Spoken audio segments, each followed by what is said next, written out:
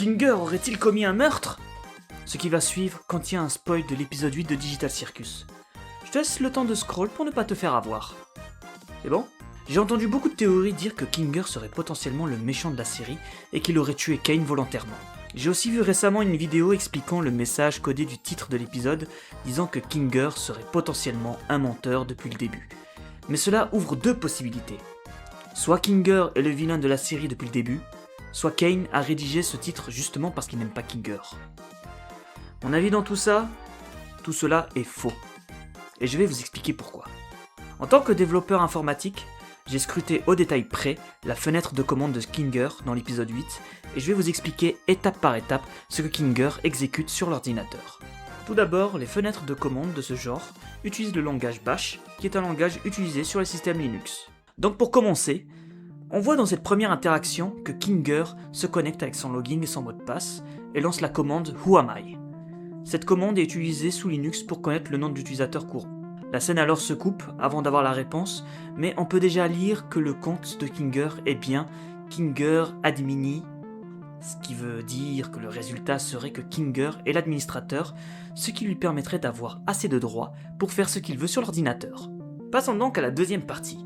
Ici tout est un peu complexe à voir, mais on va faire ça étape par étape. Kinger a utilisé la commande grep, qui est une commande qui permet de rechercher des lignes qui correspondent à un motif donné. Ici, il recherche AI Location. Ensuite, on peut voir un affichage détaillé des services en cours. La syntaxe root avec les chiffres et l'URL du répertoire le montre bien. Normalement, c'est pas ce que la commande devrait afficher, mais peut-être qu'avant cette commande, Kinger aurait listé tous les services actifs du PC et a demandé une recherche précise sur AI Location. On a alors les services suivants: Kane, Experimental, Consciousness Research et Brain Scan, qui sont actuellement actifs. Il va par la suite taper /secured/, et cela va lui afficher une liste de fichiers. Alors normalement la commande qu'il a fait ne veut rien dire, mais si je vois le résultat obtenu, ce serait plus une commande de type ls-l qui affiche tous les fichiers du répertoire courant en détail. On peut déjà voir plein de fichiers plutôt intéressants. Bon, les deux premières lignes sont juste le chemin du répertoire courant et celui d'avant. Par contre, celles qui suivent sont des fichiers de données, et là on peut voir qu'il y a un fichier LISP qui s'appelle Kane Core. C'est bien le cœur de Kane, mais à part ça, on a d'autres fichiers de données de type DAT. C'est des fichiers data. Et c'est drôle parce que parmi les fichiers listés, on voit Scratch et Ragata. Est-ce que ce seraient les données de nos personnages?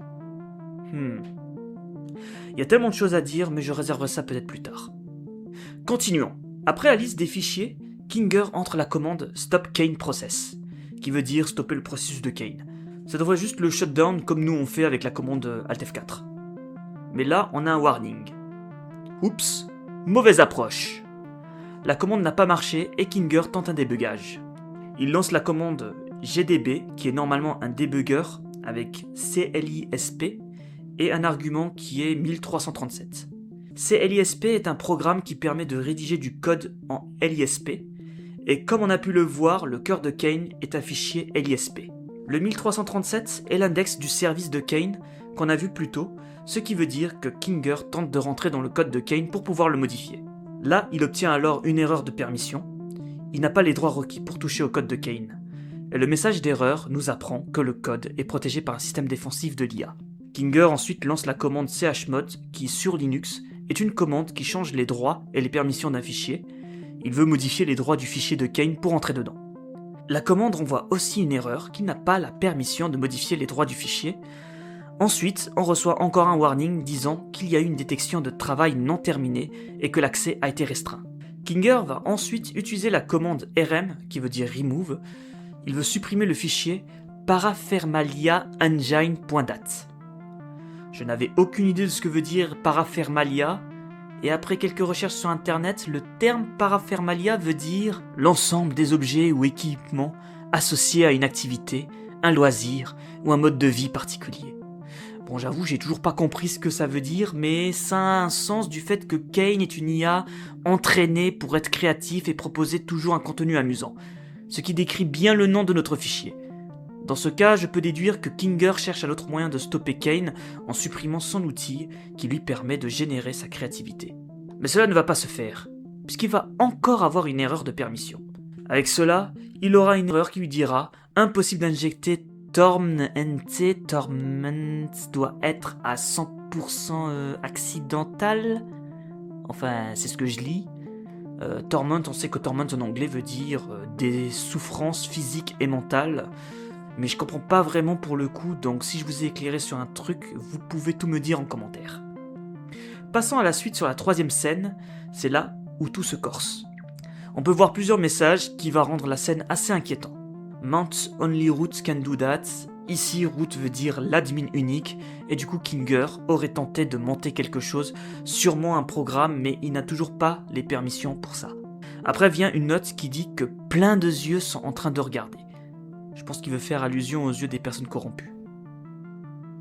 Aucune idée. Là vient le moment stressant. Le message suivant indique qu'il y a une erreur critique dans le système et que tous les essais de commande entrés ont démarré un protocole d'urgence. C'est un peu pareil quand tu oublies ton mot de passe et que après plusieurs essais sur ton téléphone, ça se bloque. Mais là, le protocole qui s'est lancé s'appelle Destructive Wacky Time. Et on voit ensuite une barre de chargement qui progresse.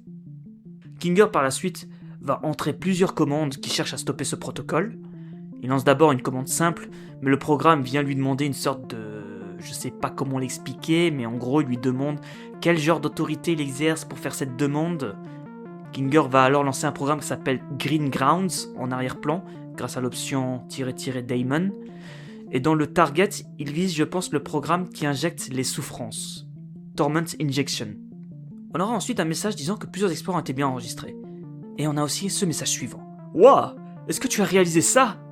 Je dois te le dire, pseudo-illisible, ton esprit a toujours été plein de ressources. » Cette phrase-là révèle sûrement le vrai prénom de Kinger. Son prénom contiendrait alors la lettre G, A et N et ferait 5 lettres. Bon, après une recherche rapide, j'ai trouvé le prénom Grant. Un prénom de garçon qui représente la générosité et la grandeur d'âme. Mais bon, qui va s'appeler comme ça de nos jours, hein ?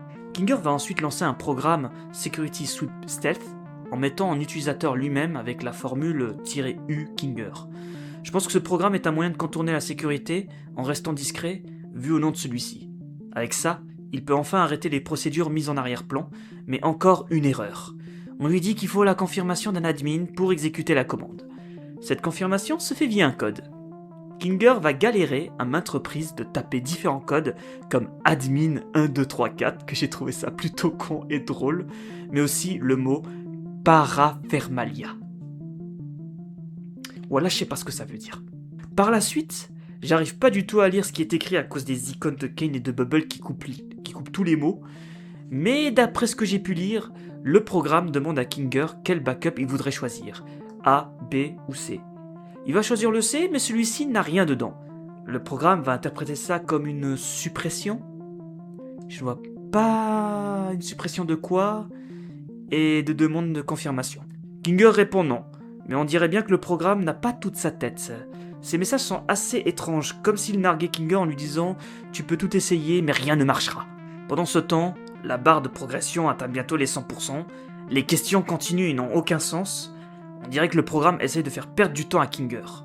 La dernière question par contre, elle m'intrigue. Es-tu sûr de vouloir supprimer Kane ? Dans Kinger répond oui. Mais par la suite, il exécute la commande abort rollback avec des options qui forcent la commande pour annuler sa demande. On pourrait dire qu'il a été tellement confus des questions qu'il a répondu oui, par erreur, et qu'il veut annuler ça. Malheureusement, le Wacky Time est fini et la suppression de Kane a été lancée. Il n'a pas pu stopper cela. Donc quand il revient vers les autres pour leur dire qu'il a accidentellement tué Kane, c'est soit à cause de toutes ces tentatives que ça a activé le système de sécurité qui vise à supprimer toutes les données en cas de vol, soit un autre programme aurait tenté de rendre Kinger tellement confus avec ses questions pour qu'il dise oui pour supprimer Kane par erreur. Et est-ce que ce programme serait-il la deuxième IA ? Pour résumer tout ce qu'on a vu, Kinger a tenté d'arrêter Kane par tous les moyens possibles, mais il n'avait pas les droits requis pour ça. Après, dans le même épisode, il avait affirmé qu'il avait travaillé sur une partie du code de Kane, mais que c'était son collègue Scratchy qui avait fait la grande partie. Peut-être que ce fameux Scratchy était l'admin unique pour toucher au code. Ce qui voudrait dire aussi que Scratchy aurait mis en place cette sécurité pour éviter qu'on vole son code qui est la suppression de Kane. Mais ça me met un doute parce que le programme qui devait modifier Kane a commencé à ne plus être normal en donnant des questions étranges à Kinger qui ensuite a demandé s'il voulait supprimer Kane. Dans tous les cas, je pense que la mort de Kane s'est faite soit par le système de sécurité qui a supprimé ses fichiers pour éviter le vol de code, potentiellement mis en place par Scratchy, soit la deuxième IA a profité du moment pour que Kinger puisse confirmer la suppression de Kane et potentiellement être libéré de lui, puisqu'il l'avait absorbé comme on l'avait vu au début. Enfin, tout ceci n'est que de la théorie. On en saura plus au dernier épisode. C'était ma première vidéo où je théorise sur quelque chose, j'espère vous avoir éclairé sur certaines choses sur Digital Circus, et ceci était ma preuve que Kinger a involontairement tué Kane. N'hésitez pas à me dire si je me suis trompé sur certaines choses, ou à me donner votre avis en commentaire. Voilà. Sur ce, je vous dis salut.